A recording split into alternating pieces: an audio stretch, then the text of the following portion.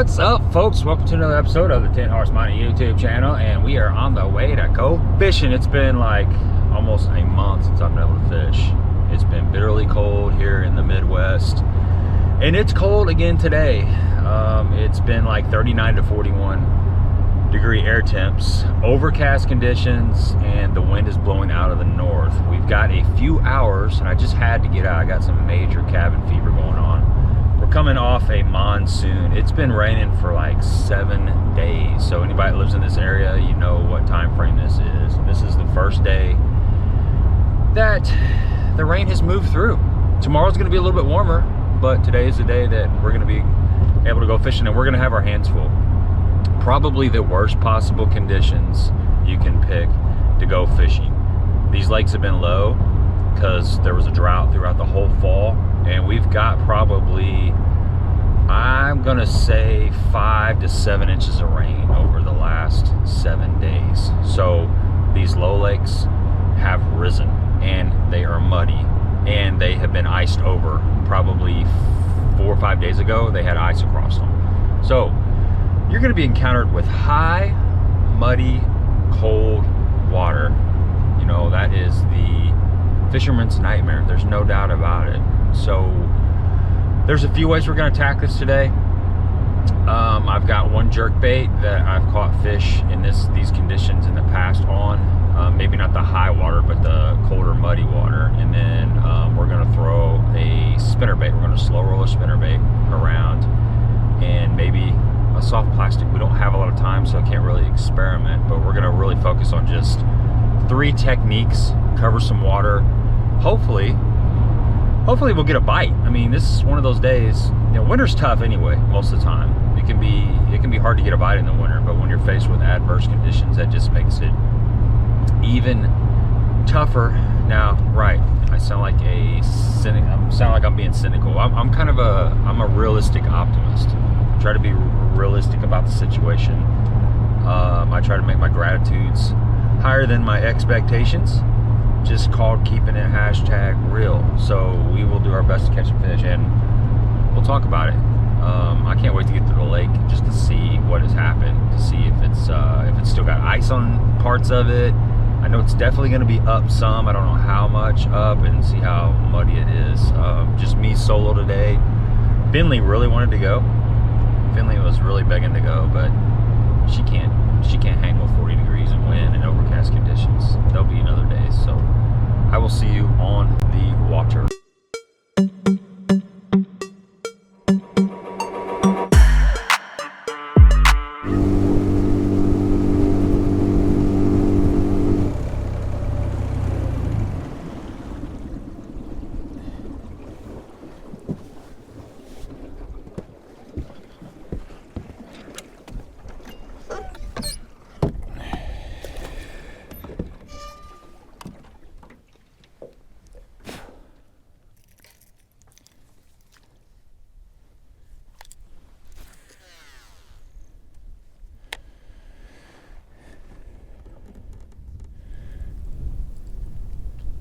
I don't know if this stuff helps or not, but I'm putting a little bit of this Crush It Gel Bass Crack. This is one of those crank wrapped crappies. It's actually a Spro stick. I don't know. I think scent helps. Definitely does not hurt, regardless.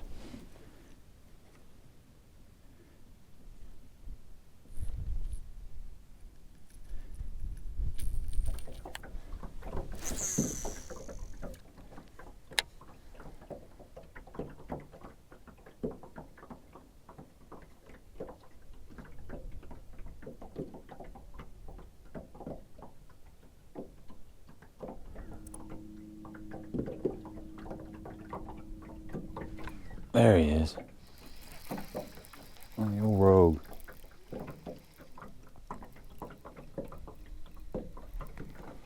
Oh, the old rogue. Ha ha ha.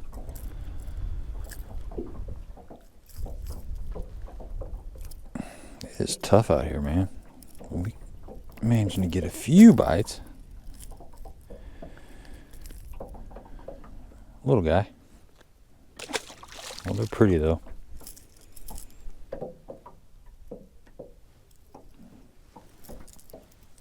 It's hard to keep these hooks from getting caught in your gloves. And the wind is cold, boy. It's like 30, I don't know. It's got to be freezing with the wind chill.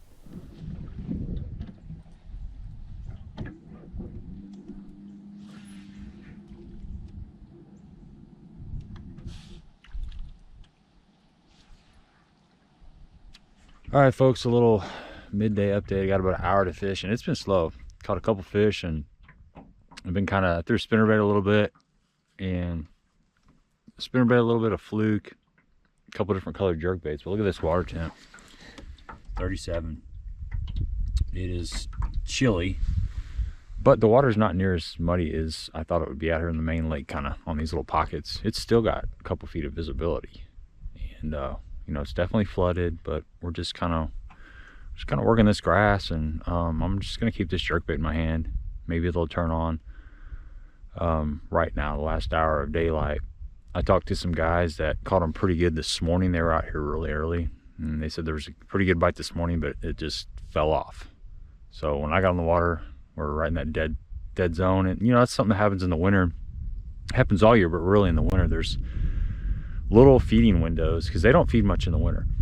You know, you might only have 30 minutes to catch some fish, and we're just hoping that there's going to be another window right before it gets dark and we can catch a couple fish before we have to put the boat on the trailer. But hands are numb, but man, it is good to be out here. It is good to be alive. So I got some fish to catch. Cold, muddy water. Some of the worst conditions you can face as a bass fisherman, and it happens almost every year. We had a bunch of rain, like I said in the beginning of this video, and it caused the water to go up and the water to get, I would say, stained. Certain parts of the lake it was muddy, but there was a lot of the lake that was stained. But when I say stained, it went from being 5 to 6 foot of visibility to 2 foot of visibility or less. So that's quite a dramatic change in water color.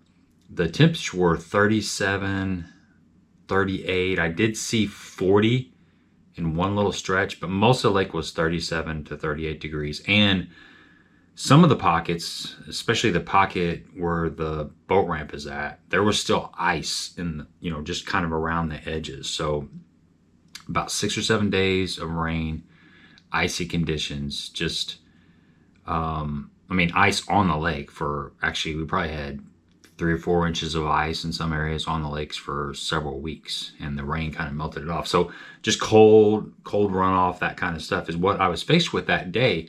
But you can still catch fish in those conditions, and one of the best ways to do that, believe it or not, is still a jerkbait. I just want to talk about a couple colors that I've caught fish in those scenarios in the past, and then just a size change to help the fish find it. Thumbs up if you are appreciating the content, and don't forget to subscribe to the channel. Also, let me know, are there some colors that you found that work in these same conditions? We're faced with them quite a bit. You know, the thing about cold water, when you get some stain, it stays for a long time because the water's dense and those particles tend to just suspend. If you've got warmer water, you know, a rain event, a muddy event, it kind of dissipates over a week or so. But in the winter, it can stay. I mean, I've seen it get muddy in December and it stay muddy all the way until April. So it's going to be that way for a little while. But here's one of the jerk baits in the colors that I've had success with in the past. This is the one that I caught fish on the day of the video. And this is an OG, guys. This is a Smithwick Rattling Rogue. And specifically this color is a really good color in that stained to muddy water. Black back, kind of the chrome sides, and the orange belly. This is a really good cold water bait, whether it is muddy or clear. And it has to do with the way this bait, the action of this bait. It's a different action than a mega bass or some of the other popular jerk baits out there on the market. It's got more of a rolling action. It's more sluggish. It's more subtle. And when that water gets below, you know, like 42, that seems to be one of the actions that the fish prefer. But this color right here, the reason this color works so good, it's got these 3 distinct color lines. You got that dark back, you got the bright flash on the side, and then you got this orange belly. So it really flashes in that stained water, and it's something that the fish can find. It's got a good rattle in it, and I think, you know, a rattle is definitely important in that stained water. Another color that I've had a lot of success with, this is the Megabass Vision 110, and this is the Western Clown color. Similar thing going on. You've got, you know, this kind of chartreuse back, you got this reflective silver sides, and then you got the white belly. But this combination doing this is something that they can really see. And this has got a little, you know, this has got a different, this is a lower, it's not, you know, this is a lot of different smaller rattles. It's a higher pitch. This is more of a thud. So it's a different noise altogether. It's got a different flash and it has a different action. This is more of a, you know, this is a darting action, but you can slow it down and work it slow. And that's what you want to do in this cold water. And then the other color is a red. You know, this is a 6 cents per vote. So it's got that really bright yellowish on that side. It's got more of the red. This is like yellow orange or whatever. It's got the red on the other side. Now, you know, I wasn't a believer in a red jerkbait up until a couple years ago. I was fishing Lake of the Ozarks and the water was really stained, and my buddy Mike was throwing it was a Megabass version, but it was basically this color palette, and that was a really good jerkbait for a couple days down there. Well, the couple days that I was fishing down there, they really seemed to be able to target this red jerkbait in that dirty water. Obviously red's a good color in late winter and early spring, but you're thinking crawfish, and crawfish typically don't suspend in the water column, you know. So that's something I always think of when I'm throwing like a rock crawler or wiggle wart or 3XD or, you know, a lipless of some sort. But it also works on a jerkbait in stained water. And then as far as going to a different size, it's a good idea to go to a bigger jerkbait if you're not getting bit on these standard 110 size jerkbaits. This is I believe this is a Super Rogue, suspending Super Rogue. I've had this for quite a while, but it's bigger. You know, here's your standard rattling Rogue. Quite a bit of difference. I'm gonna say this is, well, this is a Vision 110, so we know this is 110. That's real similar in profile. The Rogue is actually just a hair bigger, but you throw the Super Rogue up there and it's significantly bigger. Let me grab this by the tail here. I got some kind of gooey crap on the Super Rogue, but you can see it's significantly bigger. So this is probably like a 130, 140 millimeter. And this is something that's got a bigger profile. The fish can, obviously in that stained water, they can pick up on this a little bit better than they can the smaller ones. But the rattle is key in letting that sucker sit. You know, reel it down, hit it a couple times to get these rattles going, and just let it pause. In 37 to 40 degree water, that's pretty cold. You know, a fish is a cold-blooded animal. Their brain is working slow. So hit that sucker. They can find it. Let it sit until they come up to it. And it's a real methodical process. You want to be fishing some good areas, some high percentage areas, but just stay focused. And this day was tough. We did manage to catch a few fish, and I think that color was the whole key to us being able to snatch up a couple fish, because there's times when you go out in those same conditions and you know, you just don't get a bite. So it's really hit or miss.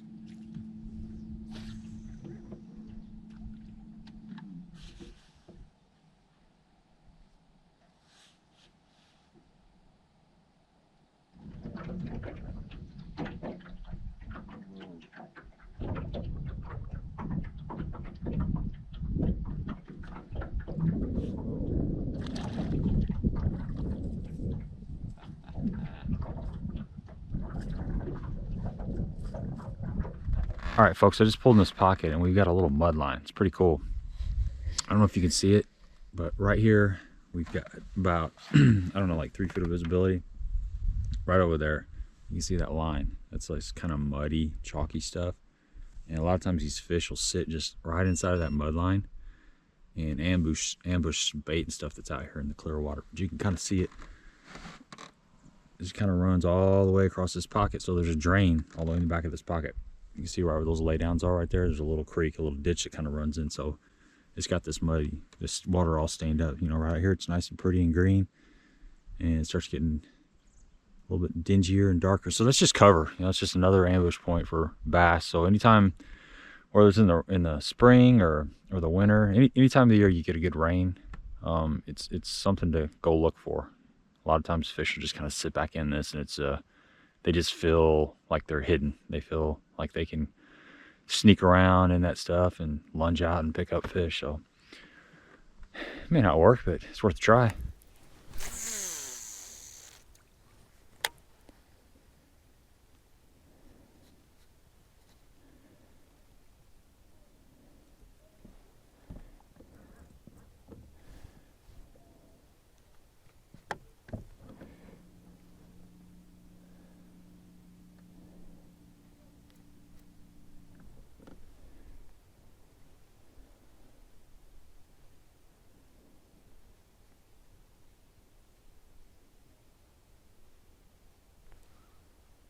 Yeah, saw my line jump on that one. Right in that mud line too.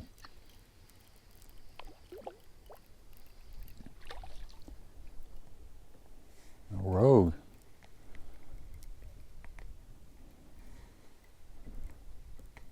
There's a little mud line out here. That's kind of cool.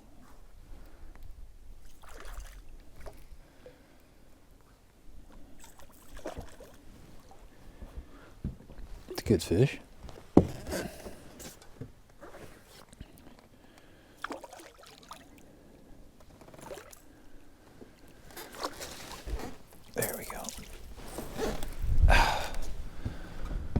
OG, baby.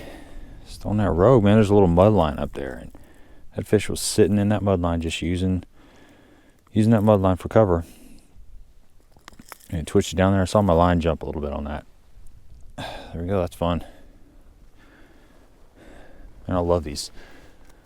You know, it's one of the best jerk baits ever made. It's a little hard to throw with that black back, that chrome side, orange belly. Anytime you got overcast conditions and some fresh stain in the water, it seems to be a good color, just about any lake.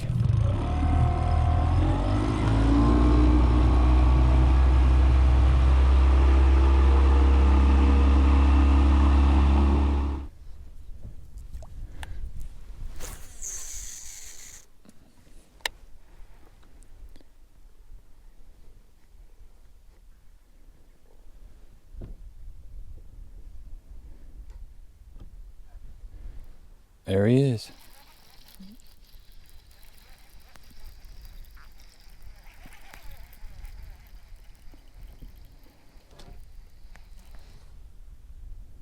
Little guy. Take him though.